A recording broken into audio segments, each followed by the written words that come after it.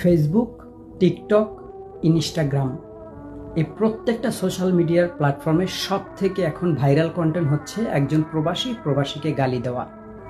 আপনারা দেখছেন যে সৌদি আরবের কিছু প্রবাসী মালয়েশিয়ান প্রবাসীকে গালি দিচ্ছে এবং আমাদের কিছু বাংলাদেশের যারা অটো, তারপর দেখা যায় বিভিন্ন প্রতিষ্ঠানে চাকরি করে, অটো চালায়, তারা কিন্তু আপনার বিভিন্ন দেশের প্রবাসীদেরকে গালি দিচ্ছে, কামলা বলতেছে।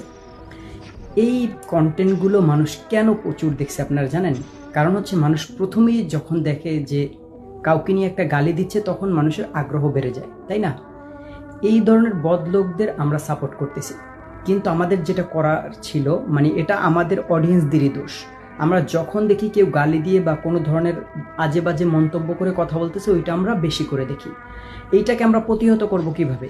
আমাদের দরকার ছিল যখনই দেখব কোনো একটা কন্টেন্ট ক্রিয়েটর বা কোনো ধরনের ব্যাড ওয়ার্ড ইউজ করে কন্টেন্ট তৈরি করতেছে, আমরা সাথে সাথে তার ভিডিওটাকে আমরা যত অডিয়েন্স আছে সবাই রিপোর্ট করব।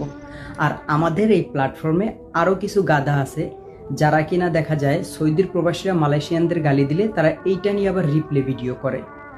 এই কারণে কিন্তু মানুষ আরও বেশি আপনার এই ধরনের কন্টেন্টগুলো করার সুযোগ পায়। মনে রাখবেন, কুকুর মানুষকে কামড় দিতে পারে, কিন্তু মানুষ কখনো কুকুরকে কামড় দিতে পারে না। তো আপনি যদি রিপ্লে ভিডিও করেন, আপনিও তার পর্যায়ে হয়ে গেলেন।